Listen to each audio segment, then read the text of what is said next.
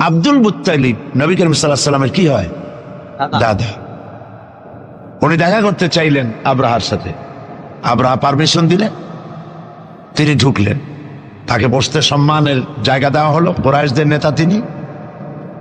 আব্রাহা বললেন, বলেন আপনি কি বলবেন? আব্দুল মুত্তালিব বললেন, আমি জানতে পেরেছি যে তোমার সৈন্যরা আমার জনগণের এবং আমার উট, দুম্বা, ভেড়া সমানে দখল করতেছে, জবাই করতেছে আর পাইকারি ধরে খাইতেছে। এগুলো সব ধরে নিয়ে আসছে। আমি তোমার কাছে এটা বলতে আসছি, তোমার সৈন্যদেরকে বলো আমাদের উট টুট যা ধরছে, ছাগল ভেড়া সব যেন ছেড়ে দেয়।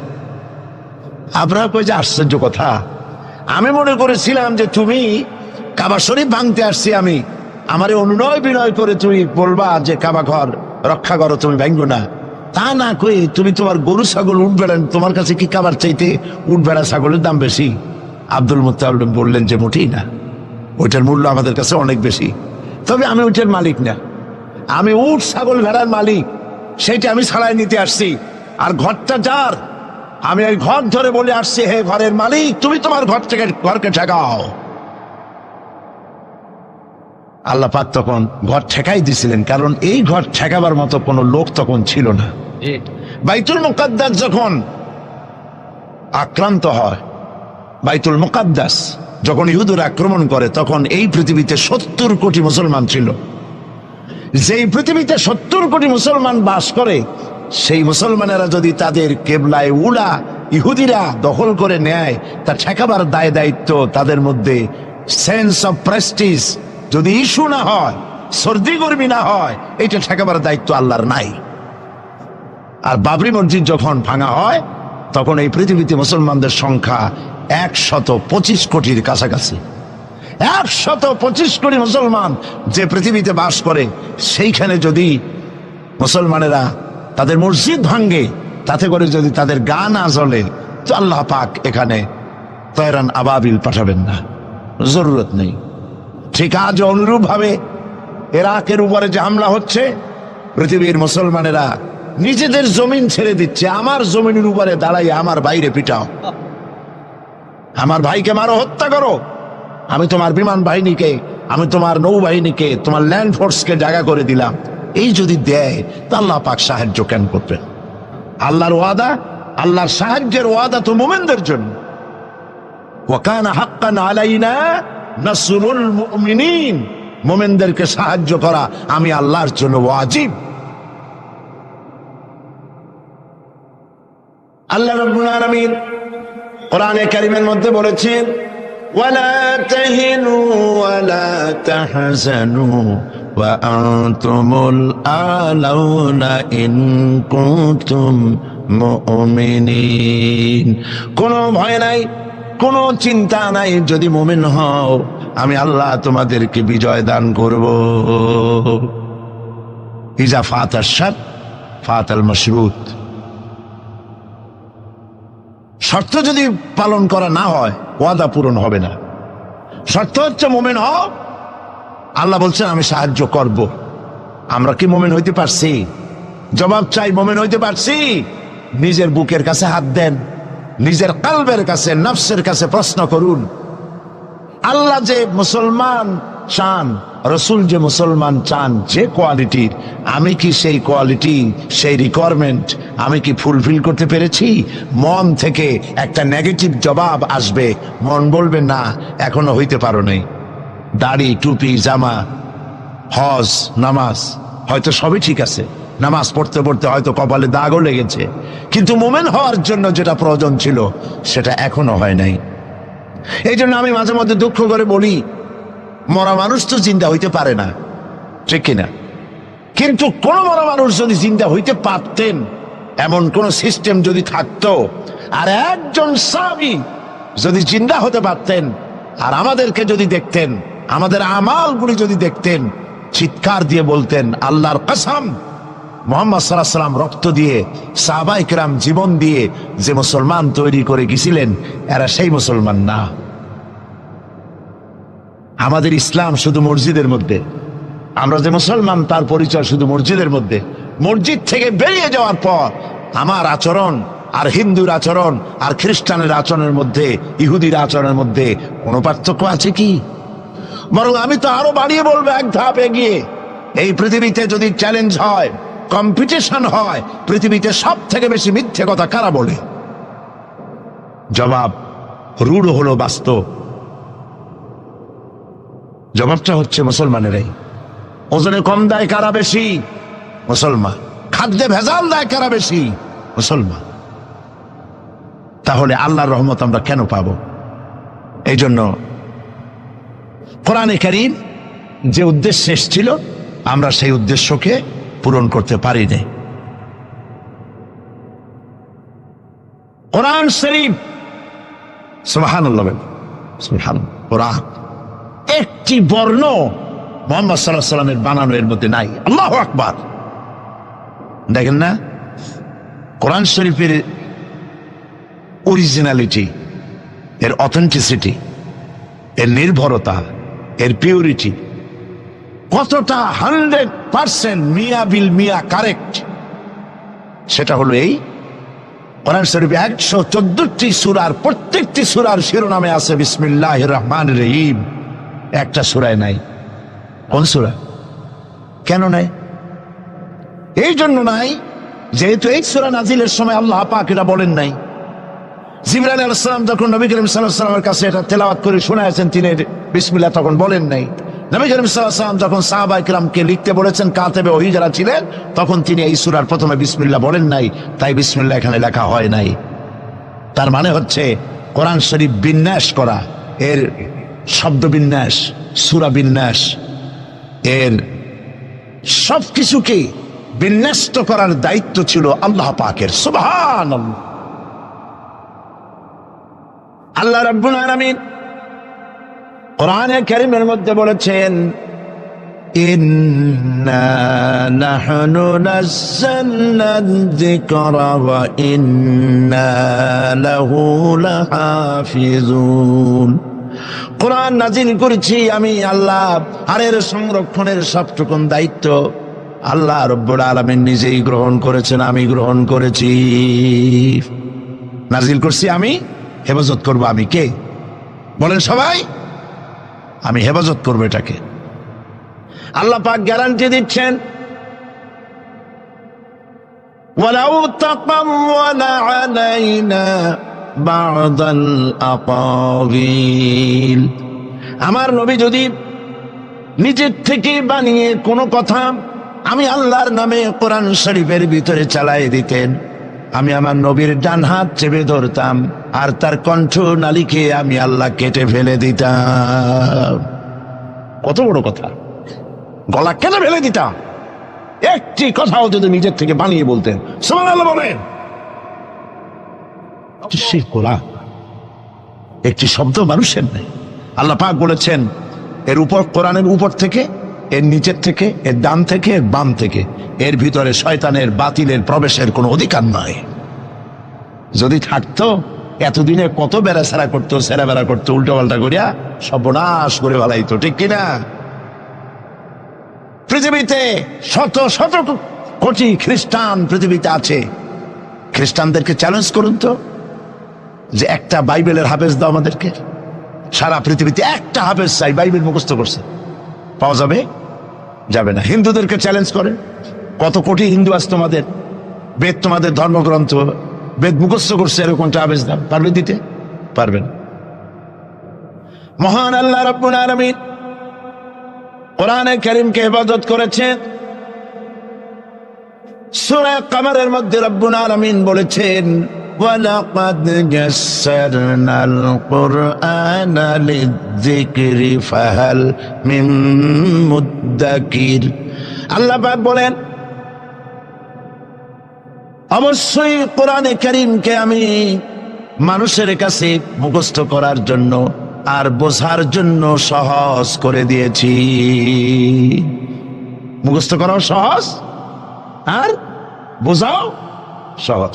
কিন্তু দুর্ভাগ্যজনক সত্য আরেকটি কথা আছে, সেটা হলো এই, মুসলমান দাড়িওয়ালা টুপিওয়ালা আল্লাহর মসজিদের ভেতরে বসে এক শ্রেণীর মুসলমানেরা বলে, কোরআন বোঝা আমাদের কাম না, আমরা পাবলিক, আমরা কোরআনের বুঝবো কি? কোরআন বুঝবে আলেমেরা। অবশ্যই এই রকমের লোক নারায়ণগঞ্জে নাই, বিভিন্ন জেলায় আছে। কোরআন আমরা বুঝবো না, বিশাল ব্যাপার। আল্লাহর কোরআন, এর আমরা বুঝবো কি? এই কথাটা শয়তানের একটি ওয়াসওয়াসা, এই কথাটি শয়তানের মারাত্মক ওয়াসওয়াসা। আল্লাহ খান কোরআন দিচ্ছেন খালি মৌলানা মৌলবীদের বুঝাবার জন্য, আর কেউ এটা বুঝবে না। আল্লাহ পাক বলছেন আমি মানুষের জন্য কোরআন বোঝা সহজ করেছি, চেষ্টা করো, বুঝতে চেষ্টা করো। কোরআন শরীফ দুইটা জিনিস, একদিকে বোঝা সহজ, মুখস্থ করাও সহজ। আমার কাছে হাফেজ আমি পেয়েছি 8 বছরের বাচ্চা কোরআন শরীফ মুখস্থ করছে। আজকে পত্রিকা দেখলাম একটা ছোট্ট মেয়ের ছবি, 7 বছরের কোরআন শরীফ মুখস্থ করেছে, কোন মৌলানা সাহেবের ছেলে, তার মাও হাফেজ বাবাও হাফেজ। 7 বছরের ছোট্ট বাচ্চা 30 পারা করেছে। আপনি কি মনে করেন, পাগলামি মনে করেন এত বড় কোরআন শরীফ মুখস্থ করা? 7 বছরের বাচ্চা কোরআন মুখস্থ করছে। আমার কাছে মনে হলো যেন আটলান্টিক মহাসাগর আল্লাহ ঝিনুকের মধ্যে ঢুকাই দিছে। এই যে শরফুদ্দিন খলিফা নাকি একটা ছোট্ট বাচ্চার একটা ক্যাসেট বেরিয়েছে না, তানজানিয়া। লোকেরা বলে, খুব আশ্চর্য হয়ে যায় যে কেউ কেউ তো বলে যে এগুলি কম্পিউটার দিয়ে বানাইছে। যারা আল্লাহর কুদরত বিশ্বাস করে না তারা এরকম বলে। লোকেরা আশ্চর্য হয়ে যায় এত রকম ছোট ছেলে কোরআন শরীফ মুখস্থ করলো কেমনে? বয়স তার 4 বছর। আসলে বয়স 4 বছর না, আমি আজ থেকে 4 বছর আগেই তার ক্যাসেট দেখেছি লন্ডনে। তাহলে হইতেই পারে, আল্লাহ পাক যদি ইচ্ছা করেন করতেই পারে। চিন্তা করে দেখেন না, একটা লোক 40 বছর পর্যন্ত লেখাপড়া জান, লিখতেও পারেন না, পড়তেও পারেন না, নামও সই করতে পারেন না, কোন রাজনৈতিক ব্যক্তিদের সাথে ওঠা বসা করেন নাই, কোন কবি সাহিত্যিকদের সাথে ওঠা বসা করেন নাই। সেই লোকটি 40 বছর পর এমন কথা বললেন রাজনীতির কথা, দুনিয়ার সব রাজনীতি ফেল হয়ে গেল। অর্থনীতির ব্যাপারে, সমাজনীতির ব্যাপারে এমন সব কথা বললেন, দুনিয়া ফেল। 40 বছর যিনি লেখা জানেন না, পড়া জানেন না, লিখতে জানেন না, পড়তে জানেন না, কে তিনি? সাল্লাল্লাহু আলাইহি সাল্লাম। তো আল্লাহ পাক কেন পারবেন না? মরা গাছ দিয়ে ফুল ফুটাই দিতে পারেন, মরুভূমির ভিতরে পানির প্রস্রবণ ঘটিয়ে দিতে পারেন, আমিরকে ফকির করতে পারেন, ফকিরকে আমির করতে পারেন। এই তো আল্লাহ। যালিকুমুল্লাহু রাব্বুকুম, ইনি হচ্ছেন তোমার আমার রব। সুবহানাল্লাহ ওয়া বিহামদিহি। কোরআনে কারীমকে একদিকে মুখস্থ করা সহজ, আর মুখস্থ করার জন্য একটি সিস্টেম কোরআন শরীফের মধ্যে আছে। চিন্তা করলে যেগুলি পাওয়া যায় সেটা হলো এই যে কোরআন যদি কেউ তাড়াতাড়ি পড়ে মনে হবে যেন প্রবন্ধ পড়তেছি, আর যদি থেমে থেমে পড়ে তাহলে মনে হবে যেন কবিতা পড়তেছি। সুবহানাল্লাহ। প্রত্যেকটা লাইনে লাইনে মিল, ছন্দের আকারে কোরআন শরীফ পৃথিবীর সমস্ত সাহিত্যে মানকে ছাড়িয়ে এত উপরে গিয়েছে যেই মান পর্যন্ত পৃথিবীর কোন সাহিত্য কিয়ামত পর্যন্ত পৌঁছতে পারবে না। এর ফাসাহাত, এর বালাগাত, কোরআন শরীফের সাহিত্যিক মান চিরকালের জন্য কালজয়ী, এর পাশেও কেউ দাঁড়াইতে পারবে না। সুবহানাল্লাহ। কি পাগল ছাগল হাবিজাবি নবীয়তের দাবি করে। আচ্ছা, নবীর দাবি করলে তো তার কাছে ওহী আসতে হবে। এই যে ছাগল পাগল যেগুলো নবীর দাবি করলো, নবী করিম সাল্লাল্লাহু আলাইহি ওয়াসাল্লাম ইন্তেকালের পরে 30 জন মিথ্যাবাদী নবুয়তের দাবি করবে, ঠিক না? তো নবী হইতে হইলে 3টা শর্ত লাগে। একটা হলো ওহী আসতে হবে, মুজিজা থাকতে হবে, আর চরিত্র। নবীর কপালে লেখা থাকে না যে উনি নবী, বুকের উপরেও লেখা থাকে না যিনি নবী। চরিত্র দিয়েই প্রমাণ হয় ইনি কোনো সাধারণ মানুষ নন, ইনি আল্লাহর নবী। সুবহানাল্লাহ। তাই তো হযরতে নবী করিম সাল্লাল্লাহু আলাইহি ওয়াসাল্লাম যখন হযরত খাদিজা রাদিয়াল্লাহু তাআলা আনহার কাছে যখন দ্বীনের দাওয়াত দিলেন, কালেমার দাওয়াত দিলেন, 1 সেকেন্ডও তিনি দেরি করেন নাই। চিন্তা করেন না, আপনি নিজেকে বহুত ফেরেশতা রূপে আপনি বলতে পারেন যে আমি একেবারে অ্যাঞ্জেলিক ক্যারেক্টারের লোক, ফেরেশতা চরিত্রের মানুষ। বাইরে গিয়ে বহুত কথা বলতে পারেন, এমনকি বাইরে গিয়ে অনেক মুরিদও বানাইতে পারেন। পীর সাহেবদেরকে জিজ্ঞেস করা উচিত যে আপনার বউ আপনার কাছে মুরিদ হয়েছে কিনা। বউ মুরিদ করে এত সহজ না। একজন পীরেরই দেখছিলাম একটা বইয়ের মধ্যে গল্প, বউ তাকে পীর মানতেই চায় না, বহুত চেষ্টা করছে মুরিদ বানাবার জন্য, পারেনি। একদিন বউকে কেরামতি দেখাবার জন্য সে রান্না করতেছিল বাইরে, ওটার উপর দিয়ে সে উড়ে গেল। এরপরে সে নামলো, বউ তাকে দেখে বলে, দেখছো তুমি তো পীরগিরি করো, এই যে একটা লোক কেবলমাত্র পাগড়ি বাঁধতে মাথার উপর দিয়ে উড়ে গেল, তুমি কি এরকম পারো? আরে বেটি, আমি তো উড়ে গেলাম তোমার দেখাবার জন্য, তুমি বিশ্বাস করো না। ও, সেই জন্য তো একটু কাইত হয়ে গেছো, সোজা হয়ে যেতে পারো নাই। বউ তো তার স্বামীর জন্য জীবন দিতে পারে, তার ভালোবাসা সবটা উজাড় করে দিতে পারে, কিন্তু ঈমান আনা সহজ নয়। যেহেতু বউ, আপনি সবাইকে ফাঁকি দিতে পারবেন, আপনার স্ত্রীকে কখনো ফাঁকি দিতে পারবেন না।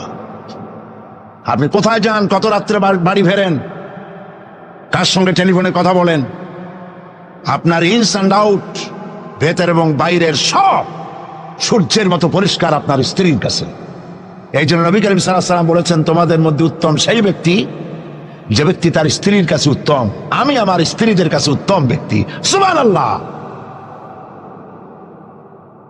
হযরত নবী করিম সাল্লাল্লাহু আলাইহি ওয়াসাল্লাম তিনি যখন হযরতে খাদিজাকে যখন দ্বীনের দাওয়াত দিলেন, কালেমার দাওয়াত দিলেন, বললেন এক আল্লাহর ইবাদত করো, আমারে শেষ জামানার নবী হিসাবে মেনে নাও, আখিরি নবী হিসাবে আমাকে মেনে নাও। হযরতে খাদিজা এক মুহূর্ত দেরি করেন নাই, সঙ্গে সঙ্গে পড়েছেন লা ইলাহা ইল্লাল্লাহু মুহাম্মাদুর রাসূলুল্লাহ। জোরে পড়েন লা ইলাহা। নারায়ণগঞ্জের মতো জায়গা মাহফিল করবেন তো বড় খয়রাত করতে নামবেন, ছোট্ট বাটি নিয়ে নামবেন কেন? বিরাট ঝুলি নিয়ে নামেন। কেউ তো বেশি দিলে তখন নেবেন কি করে? এই জন্য আপনি যেমন ব্যবস্থা করবেন সেরকম। আমরা তো আরামে বক্তৃতা শুনতেছি, আর ইরাকের মুসলমানদের ঘুম হারাম হয়ে গেছে, খাবার নাই। গতকাল ব্রাহ্মণবাড়িয়া বলেছি, ইরাকের গর্ভবতী নারীরা তারা ডাক্তার সরকারের কাছে দাবি জানাইছিল যুদ্ধের একদিন আগে, বলছিল আমাদেরকে অপারেশন করে বাচ্চাগুলো বের করে দাও। আমেরিকার কাফেরদের বিরুদ্ধে লড়াই করে শহীদ হয়ে মরতে চাই।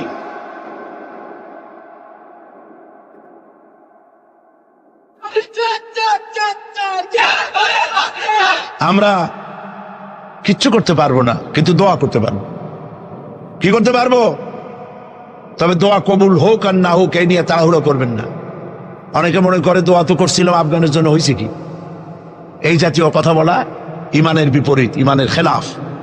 আপনার দোয়া কবুল করতে আল্লাহ বাধ্য নন। ফাআলুল লিমা ইউরিদ, যা খুশি তাই করেন। সুবহানাল্লাহ বলো। এই দোয়া যে করি, এই দোয়া কবুল আজ হবে, কাল হবে, অথবা 5 বছর 10 বছর পরে হবে, অথবা কবুল যদি না হয়, শাহনশাহ রব্বুল আলামিনের দরবারে দোয়া করা হয়েছে, এজন্য আল্লাহ পাক কিয়ামতে মর্যাদা বৃদ্ধি করে দিবেন। দোয়া করতেই হবে, দোয়া ছাড়া পথ নাই। কাজে বসবেন, হাঁটাহাঁটি করা ঠিক না। হযরতে খাদিজাতুল কুবরা রাদিয়াল্লাহু তাআলা আনহা ঈমান এনে কালেমা পড়ে বললেন কি জানেন? বললেন আবাল কাসেম, হে কাসেমের পিতা, হে কাসেমের পিতা, আমি বিগত 15টি বছর আপনার সাথে ছিলাম স্ত্রী হিসেবে। আমি আপনার মধ্যে যে আচরণ দেখেছি, যে আখলাক দেখেছি, এটা কোনো সাধারণ মানুষের হতে পারে না। আপনি অবশ্যই আল্লাহর নবী, বিন্দুমাত্র সন্দেহ আমার নাই।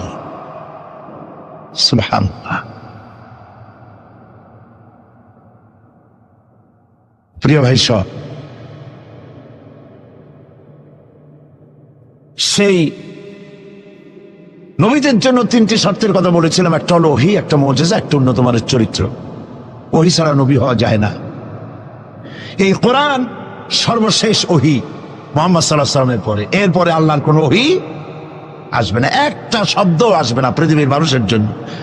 কমপ্লিট করে দেওয়া হয়েছে। আল ইয়াউমা আকমালতু লাকুম দীনাকুম ওয়া আতমামতু আলাইকুম নি'মাতি ওয়া রাদিতু লাকুমুল ইসলাম দীনা। এটাকে কমপ্লিট করা হয়েছে আল্লাহর পক্ষ থেকে। পৃথিবীর মানুষের জন্য আর একটি শব্দ প্রয়োজন নাই।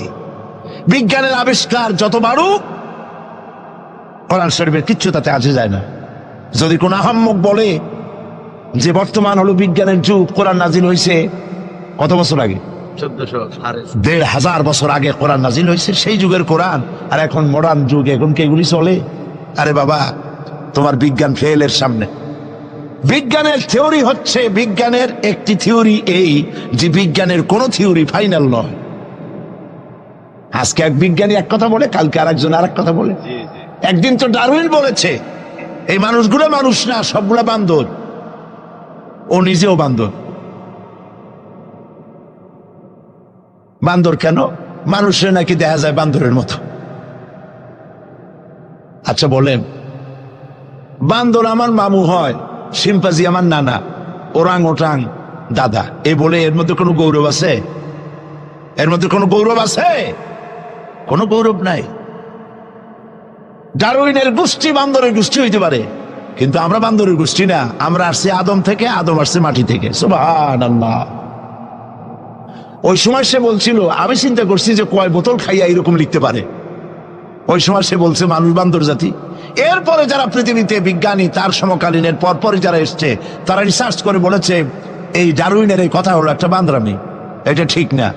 কারণ মানুষ যদি বান্দরের জাত হয়, তাহলে বান্দর তো পৃথিবী থেকে বিলুপ্ত হয় নাই, এখনো পৃথিবীতে বহুত বান্দর আছে। এই বান্দর গুলা, আমরা তো একটা বান্দর এরকম দেখলাম না যে কোমর পর্যন্ত মানুষের মতো হয়ে গেছে। আরো কিছু ভালো করে খাওয়াইলে তাড়াতাড়ি করে মানুষ হয়ে যাবে। অর্ধেক মানুষের মতো হয়েছে, 12 মানুষের মতো হয়েছে, অথবা মানুষ এই মাত্র হয়ে গেল বান্দর থেকে লেস খসে গেছে। এরকম হয়েছে কোথাও? কোন জিনিসের সাথে কোন জিনিসের সিমিলারিটি থাকলে এইটা ওইটার বংশের, এটা কি করে বলা যায়? তো এরকম বলেছে কেন তারা? মন যা বলেছে তাই বলেছে। ইন হুয়া ইল্লা ওয়াহয়ুন ইউহা। আল্লাহ পাক বলছেন, নবী যা বলেন, কোরআনের নামে যা বলেন, সব ওহী। তিনি নফস এবং প্রবৃত্তিকে অনুসরণ করে কোনো কথা বলেন না। আমি যা বলতে বলি তাই বলেন। সুবহানাল্লাহ। সুতরাং নবী করিম সাল্লাল্লাহু আলাইহি ওয়াসাল্লামের কাছে কোরআন এসেছিল এই কারণে যে কোরআন দিয়ে তিনি একটি সমাজ বিপ্লব করবেন, তাবিজ লাগবেন, এই জন্য কোরআন আসে নাই। বোঝেন কিনা কথা? এই যে দেখুন, আমার হাতে কোরআন শরীফ একটা আছে, ছাপা হয়েছে সুলেমানিয়া বুক হাউস, বাংলা বাজার, ঢাকা। কে তাদেরকে অধিকার দিল কোরআন শরীফ সেবে কোরআনের মধ্যে তাবিজের নকশা আঁকা? আল্লাহর কালামের সাথে এটা বেয়াদবি, বেহরমতি। এই জাতীয় কোরআন শরীফ বাজারে পাইলে আপনারা কিনবেন না। কোরআন শরীফ নাম্বার দিয়ে তাবিজ লেখার কোন অধিকার ইসলাম কাউকে দেয় নাই। কোরআন শরীফকে জাতির কাছে হালকা করেছে তাবিজের ব্যবসা দিয়ে। এটাকে একটা তাবিজের কিতাব বলে মনে করা হয়েছে। দেখুন, সূরা ফাতিহা, এই নকশা গলায় বাঁধিয়ে রাখিলে মুক্তি পাওয়া যাইবে রোগ হইতে। সূরা মারিয়াম, পেটে বাঁধিয়ে রাখলে বাচ্চা হবে তাড়াতাড়ি। সূরা ইউসুফ, এই নকশা গলার সাথে ঝুলায় রাখলে বিয়ে হবে তাড়াতাড়ি, কাঙ্ক্ষিত প্রেমিকাকে পাওয়া যাবে। এই জাতীয় আল্লাহর কালামের সাথে তামসা করেছে এরা, নাউজুবিল্লাহ বলে। তাবিজগুলা কি? কতগুলা দাগ দেওয়া, আর তার মধ্যে 573, 6072, 286, 1382। হারাম। আপনি 786, 10 লক্ষ বারে যদি দেখেন, একবার বিসমিল্লাহর সমান হবে না। ইমানকে সাফ করতে হবে। কোরআন শরীফ তাবিজ দেখার জন্য আসে নাই। নবী করিম সাল্লাল্লাহু আলাইহি ওয়াসাল্লাম তাবিজ লেখেন নাই, অনুমতি দেন নাই। সাহাবায়ে কেরামের একজন সাহাবীও তাবিজ লেখেন নাই। ঝাড় ফুকের ব্যাপারে ইসলাম অনুমতি দিয়েছে। নবী করিম সাল্লাল্লাহু আলাইহি ওয়াসাল্লাম নিজে ঝাড় ফুক করেছেন, সাহাবায়ে কেরাম করেছেন। তাবিজ লেখে লেখা ধান্দাবাজি কারে কয়? বলে যে টিউবওয়েলের পানি, কুয়ার পানি, খালার পানি, বেড়ের পানি, ড্রেনের পানি, পুকুরের পানি, নদীর পানি, 7 জায়গা দিয়ে পানি আনবা। জাফরানের কালি, তারপরে কালিজিরার ছাতু, এইগুলো মিশাইয়া এরপরে দাগ দাগ দিয়ে তাবিজ লিখলো। তারপরে লেখে এক এক পাশে ইয়া জিব্রাইল, ইয়া মিকাইল, ইয়া ইসরাফিল, ইয়া জিব্রাইল, হাবিজাবি কতগুলো লিখিয়া এই জাতীয় যা খুশি আল্লাহর ফেরেশতাদের নাম লিখে গলায় ঝুলাবার কোনো মানে নাই। এগুলি করে কোরআন শরীফকে বেহুরমতি করা হয়েছে। নাউজুবিল্লাহ বলেন। বিশ্বাস করুন, কোরআন তাবিজ লেখার জন্য আসে নাই, কোরআন এসেছে ভাগ্য পরিবর্তন করার জন্য। আল্লাহ রাব্বুল আলামিন বলেন, তাহা মা আনজালনা আলাইকাল কুরআনা লিতাশকা। নবী হে, কোরআন আপনার উপর এই জন্য নাজিল করা হয় নাই যে আপনি আপনার ভাগ্য নষ্ট হয়ে যাবে, ভাগ্য বিপর্যস্ত হবে না, এই জন্য কোরআন আসে নাই। কোরআন এসেছে ভাগ্যকে সুপ্রসন্ন করার জন্য। সুবহানাল্লাহ। সেই কোরআনের সাথে সম্পর্ক করেছি তাবিজের, কোরআনের সাথে সম্পর্ক করেছি চুমা দেওয়ার, মাথায় রাখার, বুকে লাগাবার। হ্যাঁ ঠিক আছে, কোরআন শরীফ মাথায় লাগাবো না কি লাগাবো? চুমা কোরআনে দেবো না কোথায় দেবো? বুকে কোরআন লাগাবো না তা কোথায় লাগাবো? এটা ঠিক আছে, কিন্তু আপনি বলেন, আপনি ডাক্তারের কাছে গেছেন, আপনি রুগী, ডাক্তার আপনাকে প্যাথোলজিক্যাল টেস্ট করে আপনার ডিজিজ কি তা ফাইন্ড আউট করে আপনাকে দিয়ে দিল, কি দিল? প্রেসক্রিপশন। আপনি প্রেসক্রিপশন গ্লাসের ভিতরে ভিজাইয়া 41 দিন সকালে আর বিকালে পান করলেন, অথবা প্রেসক্রিপশন ভাস করে মাদুরের মধ্যে ঢুকাইয়া গলায় ঝুলাই দিলেন, অথবা প্রেসক্রিপশন সকাল বিকাল চুমা খাইলেন। রোগ ভালো হবে? রোগ ভালো হবে? যদি কেউ প্রেসক্রিপশনের সাথে কোনো রুগী যদি এই ব্যবহার করে, তাহলে সেই রুগী সম্পর্কে আপনার চিন্তা, আপনার মত, আপনার রায়, আপনার ফতোয়া কি হবে বলেন জোরে? এটা যদি আল্লাহ পাক যদি হন মহান চিকিৎসক, আর এটা যদি হয় সেই মহান চিকিৎসকের পক্ষ থেকে বিশ্ববাসীর সমগ্র রোগের জন্য মহা চিকিৎসাপত্র প্রেসক্রিপশন, তাহলে এই প্রেসক্রিপশনের সাথে যারা ওই জাতীয় ব্যবহার করে তাদেরকে কি বলবে? এবারের ফতোয়া নিজের গায়ে পড়বে। বাচ্চা বড় হইতে পারে না, মায়ের পেট থেকে বাচ্চা আসছে, সমানে এতগুলো তাবিজ ঝুলাই দিয়েছে গলায়। বাচ্চা যদি কথা বলতে পারতো তাহলে বলতো যে আল্লাহ কি অপরাধ করছে, এর চেয়ে তো মায়ের পেটে ভালো ছিলাম, এগুলো তো জাগাইতেও পারি না। কতগুলো তাবিজ, এরপরে কালো সুতা, হলুদ সুতা, লাল সুতা করতে পাইছো? আজমির শরীফ থেকে আনছি, হারাম। পীর সাহেবদের কাছে যাওয়া হয় আর তারা ফু দিয়া সুতায় গিরে গিরে দিয়ে দেয়, হারাম। কেন সুতায় গিরে দিবেন? মুসলমান ছাগলের বাচ্চা নয় যে দড়ি দিয়ে সুতা দিয়ে আপনি বাঁধবেন। আপনাদের শরীরে যদি তাবিজ থাকে, বাড়ি যদি কারো থাকে, সব খুলে নদীতে ফেলে দেন। আলাইসাল্লাহু বিকাফিন আবদা। আল্লাহ পাক বলছেন, আমি কি আমার বান্দার জন্য যথেষ্ট নই? আলাইসাল্লাহু বিকাফিন আবদা। আমি আল্লাহ আমার বান্দার জন্য যথেষ্ট নই? চিল্লায় বলেন অবশ্যই যথেষ্ট। ওয়াইজা সাআলতা ফাসআলিল্লাহ ওয়াইজা ইসতাআনতা ফাসতাইন বিল্লাহ। যা বলার এক মহান সত্তার কাছে বলো, যা চাওয়ার এক মহান সত্তার কাছে চাও। তিনি কে? তিনি হচ্ছেন আল্লাহ পাক। সুবহানাল্লাহ বলেন, সুবহানাল্লাহ। প্রিয় ভাই সব, যারা মাজারে যায়, ওই যে মাজার আছে সিলেট শাহজালালের রহমতুল্লাহ আলাইহির মাজার, আজমিরে আছে খাজা মুঈনুদ্দিন চিশতি রহমতুল্লাহ আলাইহির মাজার, বাগদাদে আছে হযরত বড় পীর মহিউদ্দিন আব্দুল কাদের জিলানী রহমতুল্লাহ আলাইহির মাজার। বাংলাদেশ থেকে লোকেরা তাদের পয়সা করি আছে সব জায়গায় যায়। কেন যায়? 15 বছর বিয়ে করছে, বাচ্চা হয় না, মামলা করেছে হাইকোর্ট, সুপ্রিম কোর্ট, সব জায়গায় বেকায়দা, ব্যবসা করে, খালি লাল বাতি জ্বলে, ওষুধপত্র খায়, রোগ ভালো হয় না, চলে গেল মাজারে। একটু সময়ের জন্য কমন সেন্সের কমন বাদ দিয়া শুধু সেন্স দিয়া চিন্তা করেন। যার কাছে আপনি আপনার অভিযোগ বলতে গেছেন, এই 3 জন অলির কথাই ধরি, বাকিদের পরে ধরি। ওনাদের মাতৃভাষা কি? শাহজালাল রহমতুল্লাহ আলাইহির মাতৃভাষা কি? আরবি। বলেন কি? আরবি। ইয়েমেন থেকে তিনি এসেছিলেন, আরবি। খাজা মুঈনুদ্দিন চিশতি রহমতুল্লাহ আলাইহির মাতৃভাষা আরবি। হযরতে বড় পীর আব্দুল কাদের জিলানী রহমতুল্লাহ আলাইহির মাতৃভাষা আরবি। আপনি গিয়ে বাংলায় বললেন, খাজা বাবা আমার তো 15 বছর বিয়ে করছি, বাচ্চা মোটে হয় না, এখন করবো কি? আপনার কথা খুব বুঝছেন তিনি, তাই না? খুব বুঝেছেন। গেল 1 নম্বর মিসফায়ার।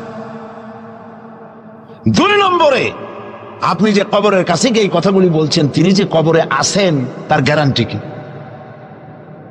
ওখানে তো তিনি নাও থাকতে পারেন। সাধারণ এমপি মন্ত্রী কোন জেলায় যদি যায়, সরকারের মেহমানখানা আছে, নাম কি? Circuit house. মেহমান যে আন্দাজের, সরকারের তেমন ব্যবস্থা আছে, ডাকবাংলা আছে, রেস্ট হাউস আছে, সার্কিট হাউস আছে, ঠিক না? 2 রকমের মেহমান। এক প্রকার হলো ভিআইপি, আর এক প্রকার হচ্ছে নিকৃষ্ট, চোর ডাকাত। এরাও সরকারের মেহমান। চোর ডাকাত, মুচ্ছা বদমাস, সন্ত্রাসী, ওরা যদি মেহমান হয়ে পুলিশে, এদের ধরবে কারা? এই মেহমানদের ধরবে পুলিশে। ধরে নিয়ে ওদের জন্য মেহমানখানা হলো হাজত। হাজতের মধ্যে থুয়ে দিবে, কনভিক্টেড হলে পরে জেলখানার মধ্যে ঢুকাই দেবে, ঠিক কিনা? আর যদি এমপি হয়, মন্ত্রী হয়, প্রধানমন্ত্রী হয়, তা থাকার জন্য প্রত্যেকটা জেলায় গভর্নমেন্ট সার্কিট হাউস করে রেখেছে। এই সব মন্ত্রী প্রধানমন্ত্রীর চাইতে ওলিউল্লাহ, আল্লাহর ওলি যারা, তাদের মর্যাদা আল্লাহর কাছে অনেক বেশি। তারা ইন্তেকাল করবেন আর আল্লাহ মাটির মধ্যে ভালাই থবেন। আল্লাহর কোনো রেস্ট হাউস থাকতে নাই, আল্লাহর কোনো গেস্ট হাউস থাকতে নাই। হয়তো তিনি কবরে নাই, গেস্ট হাউসে তিনি আরাম ফরমাচ্ছেন। 2 নম্বর মিসফায়ার। 3 নম্বরে, কবরে যদি থাকেও তখন তিনি ঘুমে আছেন না চেতনা আছেন? যদি ঘুমের মধ্যে থাকে তাহলে 3 নম্বর মিসফায়ার, কোনো কামে লাগলো না। এই জন্য চাইতে হবে এমন মহান সত্তার কাছে যিনি কখনো ঘুমান না। লা তাখুযুহু সিনাতুন ওয়ালা নাওম, যার ঘুমও নাই, তন্দ্রাও নাই। কে তিনি? চিল্লায় বলুন। কলিজাটারে পরিষ্কার করেন, সাফ করে নেন। এভাবে সাফ করবেন, কোন রাফির, কোন জিন্দাফির আমার ভাগ্য ভালো বানাতে পারবে না, পারবে না, পারবে না। কোন মরাফির, কোন জিন্দা ফু দিয়া আমার ভাগ্যকে বিনষ্ট করে দিতে পারবে না। খায়রিহি ওয়া শাররিহি মিনাল্লাহি তাআলা, আমার ভালো আমার মন্দ কেবলমাত্র এক মহান সত্তার মুষ্টির ভিতরে নিবদ্ধ, তিনি আল্লাহ রব্বুল ইজ্জত ওয়াল জালাল। গোটা আকাশ, গোটা জমিন যার মুঠার ভেতরে। মুসা আলাইহিস সালাম বলেছিলেন, আল্লাহ তুমি নাকি ঘুমাও না? আল্লাহকে বিশ্বাস করো না? তো সাংঘাতিক কথা। এইভাবে ইব্রাহিম আলাইহিস সালাম আল্লাহরে বলছিলেন,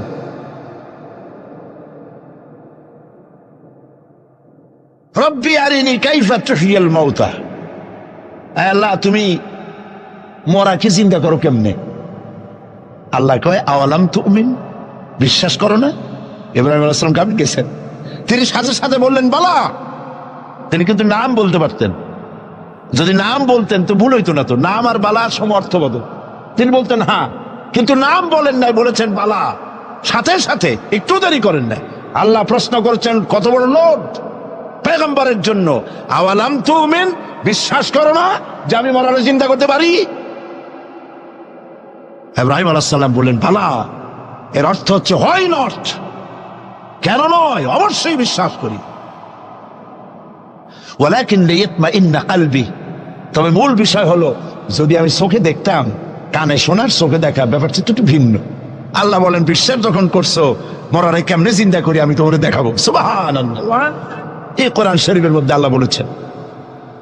মুসা আলাইহিস সালাম বলছেন, আল্লাহ তুমি নাকি ঘুমাও না, আল্লাহকে বিশ্বাস করো না? কয় আল্লাহ বিশ্বাস করো, তবে বুঝি না জিনিসটা।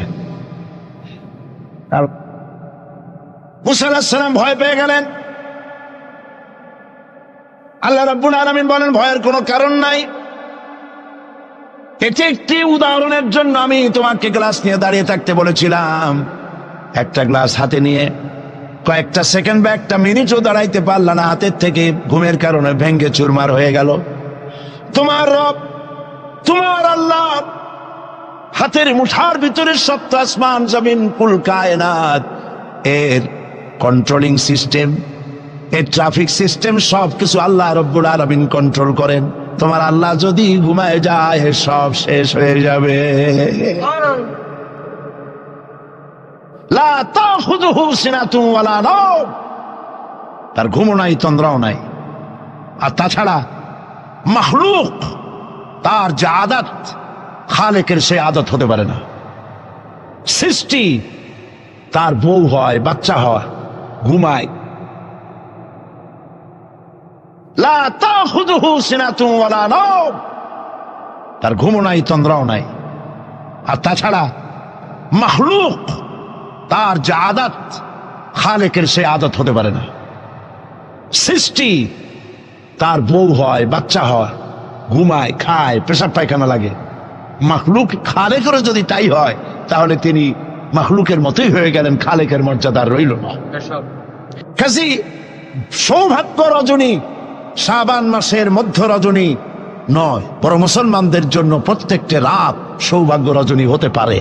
হাদিস, প্রত্যেক রাতের শেষ রাত্রে আল্লাহ রাব্বুল আলামিন প্রথম আকাশে আসেন। সুবহানাল্লাহ বলুন।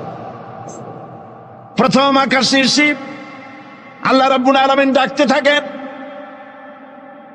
ও পৃথিবীর মানুষেরা, ও আমার বান্দারা, কারা আছো গুনাহ করে করে জীবনটারে বরবাদ করে দিয়েছো, হতাশ হয়ে গিয়েছো, আমাকে বলো, আমার কাছে কান্দো, জীবনের গুনাহ মাফ করে দেব। নবীজি বলেছেন, শরমে পড়ে অনুতপ্ত হয়ে কেউ যদি রব্বুল আলামিনের কাছে চোখের পানি ফেলে গুনাহ মাফের জন্য কাঁদতে থাকে, চোখের পানি নাকের অর্ধেক আসতে না আসতে আল্লাহ রব্বুল আলামিন বান্দার গুনাহ মাফ করে দে। জাহান্নামের আগুন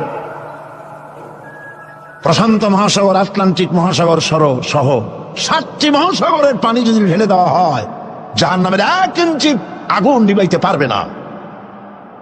কিন্তু চোখের অনুতপ্ত অনুশোচনা দুফোঁটা অশ্রু জাহান্নামের আগুন নিভাই দিতে পারে।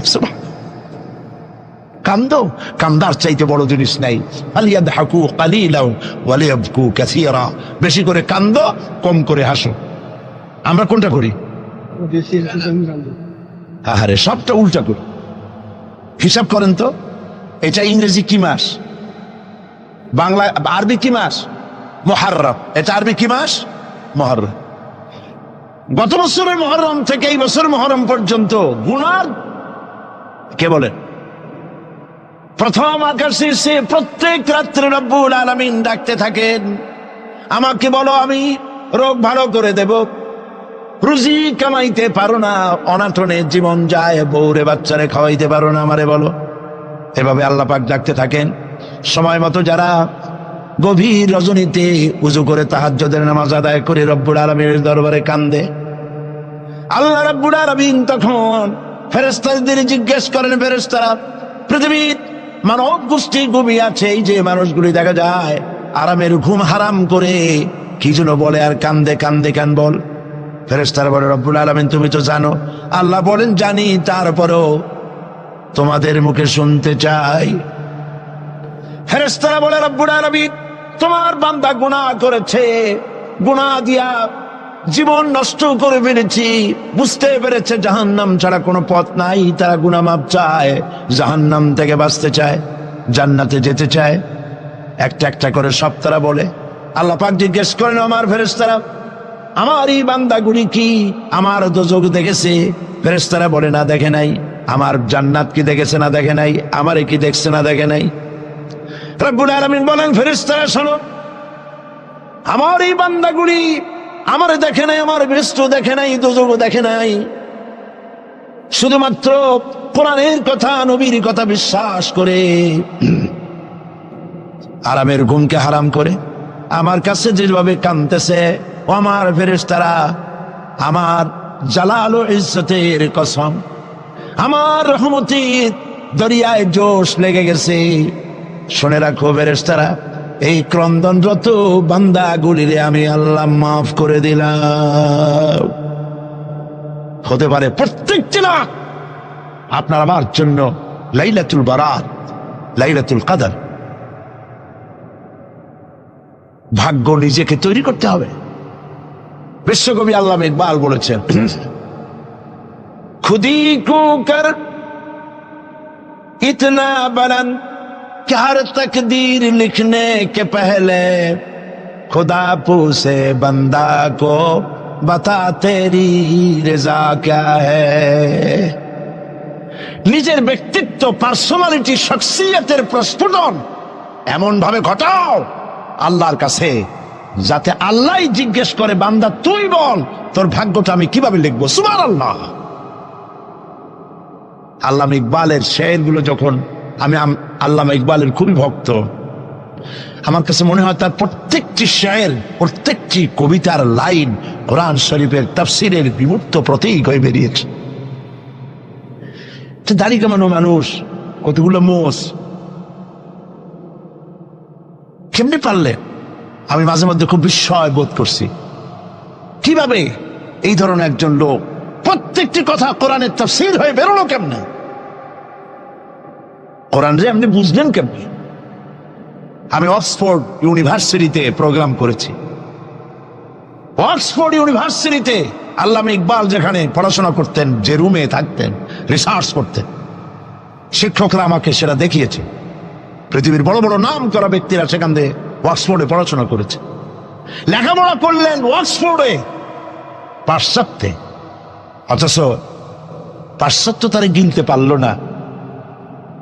তিনি খোদাদ্রোহী হলেন না, তিনি ইসলামের দুশমন হলেন না। তার কথাগুলি কোরআনের ব্যাখ্যা হয়ে বেরোলো। ব্যাপারটাকে পড়তে পড়তে একবার আমার চোখের সামনে রহস্য উদ্ঘাটিত হল তার এক কবিতার মধ্য দিয়ে। আল্লামা ইকবাল এক জায়গায় লিখেছেন, खीरा न कर सिका मगरिब की दाओ दानिश, खीरा न कर सिका मगरिब की दाओ दानिश, सुरमा था आग का मेरा खाके मदीना। পাশ্চাত্যের চাকচিক্য আমার চক্ষুকে প্রতারিত করতে পারে নাই, কারণ মদিনার ধুলাবালুগুলি আমার চোখের মধ্যে সুরমা হয়ে লাগানো ছিল। প্রিয় ভাই সব,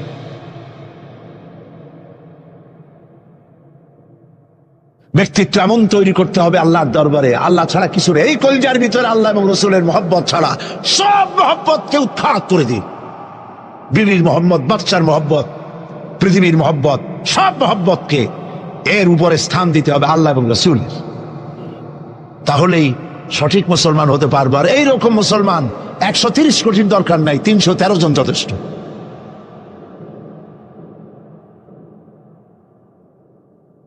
বন্ধুগণ, মহান আল্লাহ রাব্বুল আলামিন তিনি চান শিরক মুক্ত জীবন মুসলমানদের। ইন্না শিরকা লাযুলমুন আযীম, শিরক হচ্ছে মস্ত বড় জুলম, অপরাধ।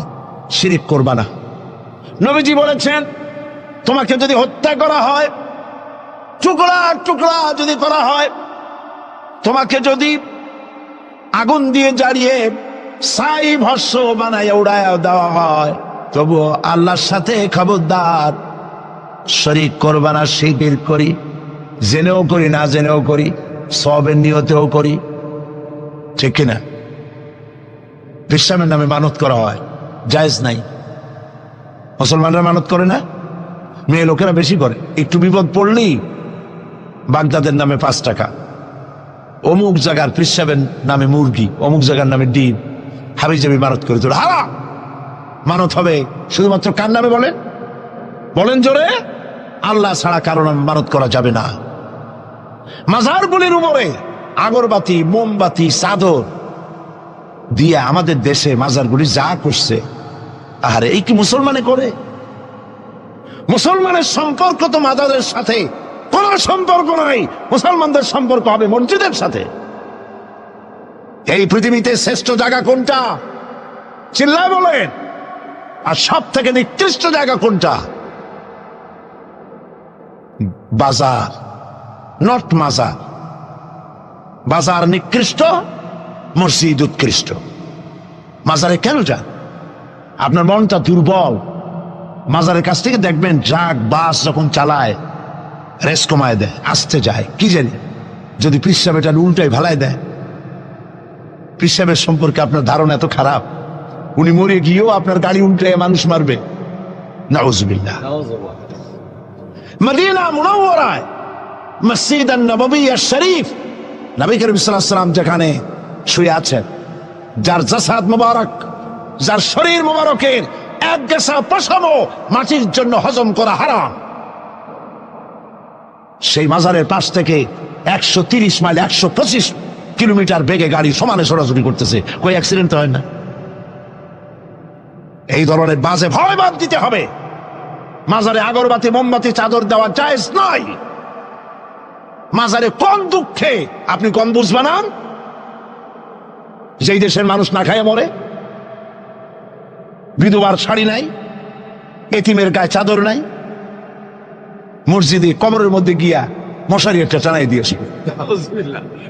আচ্ছা, আপনার পীর সম্পর্কে ধারণা এত খারাপ কেন? মশাই কি ওনার কবরের মধ্যে যেও কামড়াবে? যে ব্যক্তি মশারি টানাই দিল কবরের উপরে, দেখা যাবে তার মায়ের মশাই খায়, তার বাপের মশাই খায়। আরে কপাল পোড়া মুসলমান! চাদর যদি কবরে দেওয়াই লাগে, তাহলে রাসূলুল্লাহর কবরে উম্মতেরা যদি দেওয়া জায়েজ হতো, নির্দেশ হতো, তাহলে রাসূলের কবরে সুতা দিয়া না, সোনার সুতা দিয়া চাদর বানাইয়া, অথবা উম্মতেরা নিজের কলজা নিজে ছেড়ে রাসূলের কবরে চাদর বানাই দিত।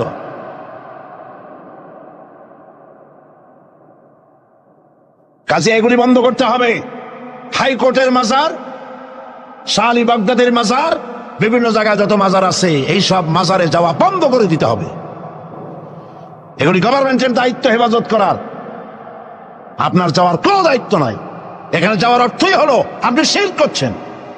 আপনার মনের ভিতরে দুর্বলতা আছে, ওখানে গেলেই আপনার মনের আশা পুরা হবে।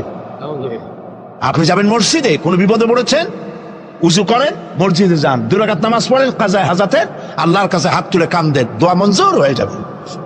আলেম হয়, তিনি যদি ব্যবসা না করেন, মানুষকে ধান্দায় না ফেলেন, মানুষকে হেদায়েতের কথা বলেন, আর হেদায়েতের কথা বলতে গিয়ে জেল খাটেন, জরিমানা দেন, কষ্ট হয়, বুঝতে হবে পীর হক। আর যদি কোন পীর হইয়া আর একটা ইসলামী দলকে যদি বলে যে এরা কোন ইসলামের দল